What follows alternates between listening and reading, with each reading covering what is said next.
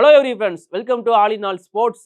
Champions trophy பற்றி ஒரு ஸ்பெஷலான வீடியோ அப்படிங்கிறதுக்காக தான் இந்த வீடியோ. அதாவது சாம்பியன்ஸ் ட்ராஃபி ஸ்டார்ட் ஆக போகுது. பட் இருந்தாலும் இப்போவும் ஒரு சில நியூஸ்லாம் அதை பற்றி வந்துட்டே தான் இருக்குது. ஒரு சில கான்ட்ரவர்சி இந்தியா வெஸ் பாகிஸ்தான் போயிட்டே தான் இருக்குது. ஸோ அந்த வகையில் இந்த video specially for champions trophy அப்படின்னே சொல்லலாம். இந்த வீடியோ ரிலீஸ் ஆகி நீங்கள் பார்க்குற இன்னைக்கு தான், அதாவது பிப்ரவரி 19 அன்னைக்கு தான் சாம்பியன்ஸ் ட்ராஃபி 2025 ஸ்டார்ட் ஆக போகுது. எங்க நடக்க போகுது அப்படின்னு கேட்டீங்கன்னா, உங்க எல்லாருக்குமே தெரிஞ்சிருக்கும். பாகிஸ்தான்ல பாதியும், துபாயில மீதியும் நடக்க போகுது. துபாயில எதுக்கு அப்படின்னு பார்த்தீங்கன்னா, இந்தியாவுக்காக துபாய் வென்யூஸ் அப்படிங்கிறது குடுக்கப்பட்டிருக்கு. So first match between Pakistan versus New Zealand கண்டிப்பா டெரிஃபிக்கான மேட்சா இருக்க போகுது. அண்ட் இந்த டோர்னமெண்ட்டோட ஓப்பனரே ஒரு பயங்கரமான டோர்னமெண்ட்டா இருக்க போகுது. இதற்கு முன்னாடியே பாகிஸ்தானை பீட் பண்ணி நியூசிலாந்து அந்த ஓடிஐ ட்ரை சீரிஸ் ட்ராஃபி எல்லாம் கையில தூக்கியிருந்தாங்க. ஃபர்ஸ்ட் மேட்ச் சாம்பியன்ஸ் ட்ராஃபியும் அவங்களுக்கு தான் வந்திருக்கு. அண்ட் என்ன டைமிங்ல நடக்கும், எங்க பார்க்கலாம் அப்படிங்கிற மாதிரி உங்களுக்கு இப்பவும் டவுட் இருந்துச்சு அப்படின்னா, ஸோ சாம்பியன்ஸ் ட்ராஃபி மேட்சஸ்க்கான டைமை பொறுத்த வரைக்கும் எல்லாமே நீங்க இந்தியா இங்கிலாந்து பார்த்தீங்க இல்லையா, அது வந்து 1 ஹவர் தள்ளி அப்படிதான் ஆரம்பிக்கும். அதாவது டெய்லி 2:30 PM மதியம் ஸ்டார்ட் ஆகி நைட் வரைக்கும் போகும். போத் பாகிஸ்தான் நடக்கிறதும் துபாய் நடக்கிறதும் சேம் டைம்ல தான் நடக்கும். பாகிஸ்தான் நமக்கெல்லாம் அவ்வளோ பெரிய டைம் வேரியேஷன்லாம் கிடையாது. ஸோ ஆல்மோஸ்ட் சேம் டைம் தான். 2:30க்கு ஸ்டார்ட் ஆகும் எல்லா மேட்சஸுமே. நைட் வரைக்கும் போகும். டே நைட் மேட்சஸ் மாதிரி தான் நடக்கும். ஸோ இந்த டெலிகாஸ்ட் அப்படிங்கிறது உங்க எல்லாருக்குமே தெரிஞ்ச மாதிரி தான். ஸ்டார் ஸ்போர்ட்ஸ் தான் இதை வந்து டெலிகாஸ்ட் பண்றாங்க டெலிவிஷனை பொறுத்த வரைக்கும். அண்ட் மொபைலை பொறுத்த வரைக்கும் லைவ் ஸ்ட்ரீமிங் வந்து ஜியோ ஹாட்ஸ்டார். ஜியோ ஹாட்ஸ்டார் இப்போதைக்கு எல்லாத்துக்குமே பே அப்படிங்கிற மாதிரி சொல்லிட்டாங்க. ஸோ அதுதான் கொஞ்சம் டிசப்பாயின்மெண்ட். பட் ஜியோ ஹாட்ஸ்டார் தான் லைவ் ஸ்ட்ரீம் பண்றாங்க. ஸோ இப்போ இன்னைக்கு பிப்ரவரி 19 அன்னைக்கு மேட்சஸ் எல்லாமே ஸ்டார்ட் ஆக போகுது. பட் இப்போ வரைக்கும் இந்தியா வெஸ் பாகிஸ்தான் கான்ட்ரவர்சி அப்படிங்கிறது போயிட்டே தான் இருக்கு. கராச்சி ஸ்டேடியம் பாகிஸ்தான்ல இந்த சாம்பியன்ஸ் டிராஃபியோட ஃபர்ஸ்ட் மேட்சை ஹோஸ்ட் பண்ற ஒரு ஸ்டேடியம் கராச்சி ஸ்டேடியம். ஸோ அங்க வந்து ஃபிளாக்ஸ் வந்து பறக்க விட்டுருக்காங்க. என்னென்ன ஃபிளாக் அப்படின்னு பார்த்தீங்கன்னா, இந்த டோர்னமெண்ட்ல பார்ட்டிசிபேட் பண்ற கண்ட்ரீஸோட ஃபிளாக்ஸ் எல்லாமே அங்க பறந்துட்டு இருக்கு. பங்களாதேஷோட ஃபிளாக் இருக்கு, ஆப்கானிஸ்தான் எல்லா கண்ட்ரியோட ஃபிளாகுமே இருக்கு. பட் இந்தியாவோட ஃபிளாக் மட்டும் அங்க பறக்கல. ஸோ இது வந்து எடுத்து போட்டு உடனே இந்தியன் ஃபேன்ஸ் எல்லாருமே கேட்க ஆரம்பிச்சிட்டாங்க. ஏன் இந்தியன் ஃபிளாக் மட்டும் ஏன் நீங்க பறக்க விடல? அதுக்கு பிசிபி அதாவது பாகிஸ்தான் கிரிக்கெட் போர்டு கிளியரா ஒரு எக்ஸ்பிளனேஷன் குடுத்துட்டாங்க. இந்த கராச்சி ஸ்டேடியம்ல பறக்கிற ஃபிளாக்ஸ் கொடிகள் எல்லாமே இங்க வந்து ஆடக்கூடிய நாட்டோட கொடிகள்.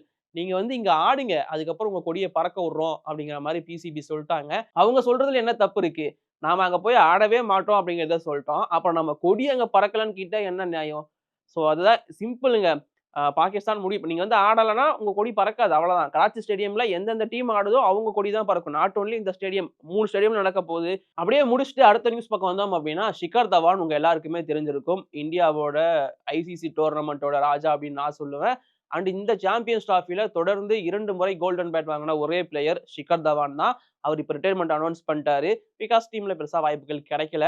ஸோ இந்த ரிட்டயர்மெண்ட்டுக்கு அப்புறமா இவருக்கு வந்து ஒரு பெரிய மதிப்பு அப்படிங்கிறது கிடைச்சிருக்கு. இந்த சாம்பியன்ஸ் டிராஃபி 2025க்கு அவரை அம்பாசிடரா அப்பாயிண்ட் பண்ணியிருக்காங்க. ஒட்டுமொத்தமா 4 அம்பாசிடர்ஸ் இது வரைக்கும் அப்பாயிண்ட் பண்ணப்பட்டிருக்காங்க. ஷிகர் தவான் அதுல ஒருத்தர். இது இல்லாம ஆஸ்திரேலியா 2 டைம் வந்து சாம்பியன்ஸ் டிராஃபி வின் பண்ணியிருக்காங்க. 2 டைம் ஃபைனல்லயுமே அந்த போட்டியை வின் பண்ணி கொடுத்த ஒரு சூப்பரான பிளேயர் ஷேன் வாட்சன். ஸோ அவருக்கும் அந்த அம்பாசிடர் பதவி அப்படிங்கிறது கொடுக்கப்பட்டிருக்கு.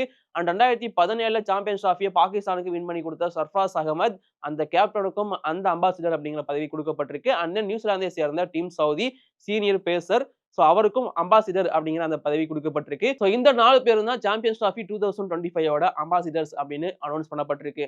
அண்ட் அது இல்லாம இன்னொரு விஷயம் அப்படிங்கிறது என்னன்னு பார்த்தீங்கன்னா, ரீசெண்டா ஆகாஷ் சோப்ரா ஒண்ணு சொல்லியிருந்தாரு.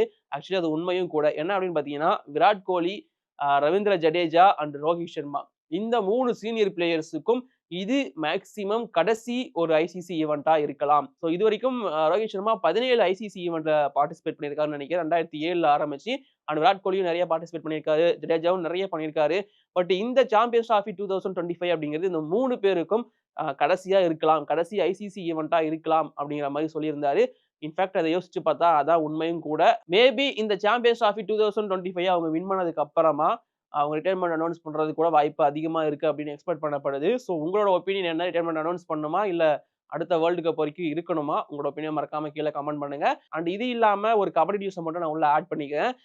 71வது சீனியர் நேஷனல் கபடி டோர்னமெண்ட் பிப்ரவரி 20 ஆரம்பிச்சு 23 வரைக்கும் நடக்க போகுது. ஸோ இதற்கு மேக்ஸிமம் ஸ்குவாட் அப்படிங்கிறது அனௌன்ஸ் பண்ணப்பட்டிருக்கு. முக்கியமா இதுல சொல்ல வேண்டியது வந்து பாத்தீங்கன்னா, உத்தரப்பிரதேசோட ஸ்குவாட். ஸோ அதுல வந்து பாத்தீங்கன்னா, நம்ம ராகுல் சௌத்ரி பிகேயோட ரைட் மிஷன் அப்படின்னு சொல்லலாம். ஸோ அவரோட கம்பேக் அப்படிங்கிறது நிகழப்போகுது. ஸோ ரீசெண்டா பெருசா கபடியை பக்கமே அவர் எட்டி பார்க்காம இருந்தாரு. ரிட்டயர்மெண்ட்லாம் அனௌன்ஸ் பண்ணியிருந்தாரு. பட் ராகுல் சௌத்ரி உத்தரப்பிரதேஷ்காக இந்தியன்ஸ்க்காக இப்போ சீனியர் நேஷனல் ஆட வராரு. அது ஒரு மிகப்பெரிய கம்பேக்கா இருக்கும் அப்படின்னு எக்ஸ்பெக்ட் பண்ணப்படுது. அவர் வந்தாலே அந்த டீம் சாம்பியன்ஷிப் அடிக்கிற அளவுக்கு தகுதி பெற்றுரும். அது மட்டும் இல்லாம அவர் கூட அர்ஜுன் தேஷ்வால், வினய் மாதிரியான பிளேயர்ஸ் எல்லாம் கூட்டு வராங்க. ஸோ கண்டிப்பா இந்த டீம் செமையா இருக்கு. இது இல்லாம சர்வீசஸ் ஒரு தரமான ஸ்குவாட இறக்கியிருக்காங்க. சர்வீசஸ பொறுத்த வரைக்கும் ரொம்ப ஸ்ட்ராங்கான ஒரு டீமை கொண்டு வராங்க. அதுவும் பார்க்க நல்லா இருக்கு. நவீன்குமார் கோயத்லாம் திரும்ப உள்ள வராரு. அண்ட் அது மட்டும் இல்லாம ரயில்வேஸும் இன்னும் பெட்டர் ஸ்ட்ராங்கான டீமை கொண்டு வராங்க. And then Pawan Sehrawat lead பண்ற சண்டிகர், சச்சின் தென்மல் லீட் பண்ற ராஜஸ்தான் சொல்லிட்டு ஒட்டுமொத்தமா இந்த டீமை வந்து பயங்கரமா கொண்டு வந்திருக்காங்க. 71st சீனியர் நேஷனலுக்கு தமிழ்நாடு டீமும் களமிறங்குது. இதுல என்ன பண்ண போறாங்க நம்மளோட பாய்ஸ், தமிழ்நாடு பாய்ஸ் அப்படிங்கிறத பொறுத்திருந்து பார்ப்போம். அண்ட் ரயில்வேஸ் டீம்லயுமே 2 தமிழ்நாடு பாய்ஸ் இருக்காங்க. Sudhakar and Abinesh Natarajan. So 71st senior national ஒரு மினி டிகேஎல் மாதிரி நடக்க போகுது. ஸோ நான் ரொம்ப எக்ஸைட்மெண்டோட வெயிட் பண்ணிட்டு இருக்கேன் அதெல்லாம் பார்க்கறதுக்கு. இது இல்லாம வேறு ஒரு சில ஸ்போர்ட்ஸ் நியூஸும் இருக்கு. டேவிட் அப்படிங்கிற ஒரு ஜெர்மனி நாட்டை சேர்ந்த ஒலிம்பிக் மெடலிஸ்ட், அவரை இந்தியா அப்பாயிண்ட் பண்ணியிருந்தாங்க. எதுக்கு அப்படின்னு பார்த்தீங்கன்னா ஷார்ட் புட் ட்ரைனிங் கொடுக்கறதுக்கு. ஸோ அவருக்கு வந்து மேக்ஸிமம் ஹிந்தி தெரியாது இல்லையா? பசங்களுக்கு எப்படி அவர் டீச் பண்றதுன்னு தெரியல. அதனால ஏஐ யூஸ் பண்ணி அவர் ஒரு ப்ரோகிராமை ரெடி பண்ணியிருக்காரு. அதாவது ஹிந்தி லாங்குவேஜ்ல அந்த ஷார்ட் புட் ட்ரெயின் பண்றதுக்காக பசங்களுக்கு. ஸோ இந்த மாதிரியும் ஆட்கள் இருக்காங்க அப்படிங்கிறத சொல்றதுக்காக தான் இந்த நியூஸ். இது இல்லாம உமன்ஸ் பிரீமியர் லீக்கை பத்தி பேச சொல்லி நிறைய பேர் வந்து கமெண்ட் பண்ணிட்டு இருக்கீங்க. பேசிடுவோம். உமன்ஸ் பிரீமியர் லீக்கை பொறுத்த வரைக்கும் ரொம்ப ஸ்ட்ராங்கா இருக்காங்க ஆர்சிபி டீம். அண்ட் அது மட்டும் இல்லாம ஸ்மிருதி மந்தானாவோட பேட்டிங் போத் த இன்னிங்ஸ் செமையா பண்ணியிருந்தாங்க. சேசிங்ல வந்து அவங்களோட பேட்டிங் சூப்பரா இருக்கு. டாப் 3 ரன் கட்டர் லிஸ்ட்லயுமே இருக்காங்க. அண்ட் அது மட்டும் இல்லாம ஓவராலா டேபிள் டாப்லயுமே இப்போதைக்கு ஆர்சிபி தான் இருக்கு. ஆடின 2 மேட்ச்லயுமே 2மே வின்னு. அண்ட் தென் அதை தொடர்ந்து மும்பை டீம் எல்லாமே இருக்காங்க. பட் யூபி வாரியர்ஸ் வழக்கம் போல டேபிள் கடைசியில தான் இருக்காங்க. யூபி வாரியர்ஸ் கம்பேக் கொடுக்க வேண்டிய நாளா இது மேபி பிப்ரவரி 19 இருக்கலாம் அப்படின்னு எக்ஸ்பெக்ட் பண்றேன். டெல்லிக்கு எதிராக உங்களுக்கு ஒரு மேட்ச் இருக்கு.